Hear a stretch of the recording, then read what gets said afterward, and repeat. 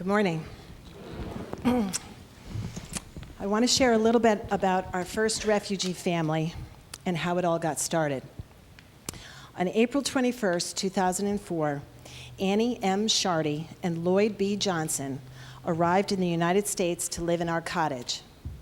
They arrived tired and anxious with just one small suitcase.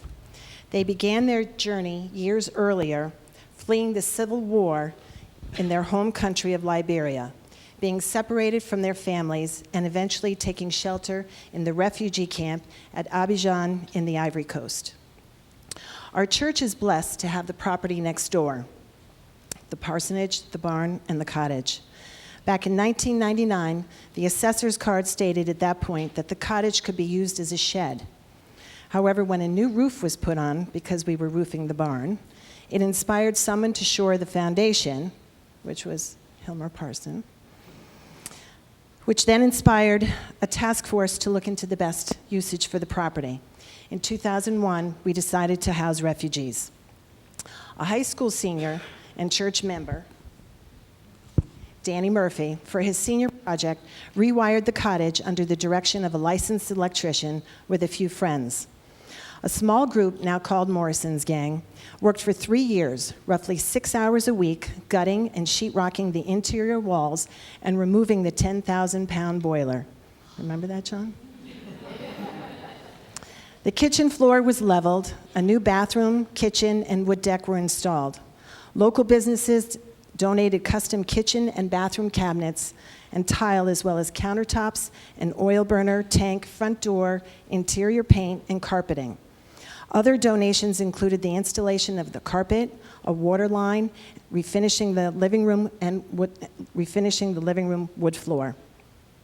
When the time came to welcome Annie and Lloyd, the refugee committee of more than 3 dozen who had been trained by, at that point it was IRM, but now it's IRIS, Integrated Refugee and Immigrant Services, was there to welcome, assimilate, and help the acculturation into the American society. There were generous donations of furniture, kitchenware, appliances, bedding, clothing, and food from the congregation. With the unwavering help of the committee, Annie and Lloyd were able to become self-sufficient within 6 months. They both worked full-time at Stu Leonard's in the bakery department, starting sometimes at 2 a.m. Lloyd would ride his bike with 2 flashlights taped to the handlebars to see. Eventually, he got his driver's license, and with a generous donation of a vehicle from a church family member, he would drive them both to work, even with different schedules.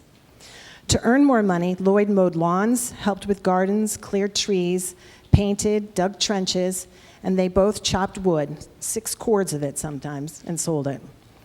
They planted a garden that was abundant with hot peppers, potatoes, cucumbers, and collard greens. One of my favorite memories was when they put their first crop into the collection plate one Sunday morning. It's what you did in their culture to give thanks to the Lord. The expression on the ushers' faces was priceless. They took ESL and computer classes at New Milford High School, established checking and saving accounts at the bank, learned how to shop for food, applied for green cards, and are now American citizens. With patience, time, the assistance of lawyers, and money, they were able to get their children here. Presently, Lloyd is in St. Louis, Missouri. He is working full-time at Costco and part-time at a laundromat cleaner. He plans on going back to school to be a civil engineer. He married his childhood sweetheart, La, who was working at a nursing home and taking online courses to get a master's in public health. His 3 children from Africa are here.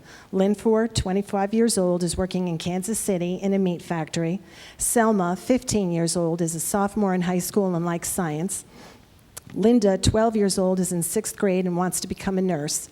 And 3 years ago, he and Law had baby Lloyd, LJ.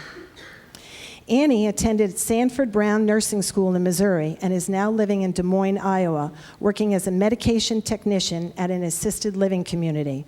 She has twin boys, Chance and Chase, 5 years old, who's just started kindergarten. Her daughter, Tina, from Africa, is 20 years old and a freshman at Atumwa Nursing School in Iowa. And by the way, Annie did get her driver's license. Last year, Robin was sharing how she was teaching Annie how to drive, and she had to keep looking at the gas pedal, and then she had to look at the brake. Annie and Lloyd still view Brookfield as their home and say hi to everyone. They recognized how lucky they were to have the church sponsor them. Annie's sister and a few of their friends were not so lucky. When Annie and Lloyd offered thanks to the congregation, they shared when they first arrived, they missed their family, and then we became family. Together, all those involved with the refugee ministry have expressed their joy and appreciation for the opportunity to lend a helping hand. With our cottage next door and the faithful members here at our church, we are truly blessed to be able to live out this ministry and be a part of the tapestry. Thank you.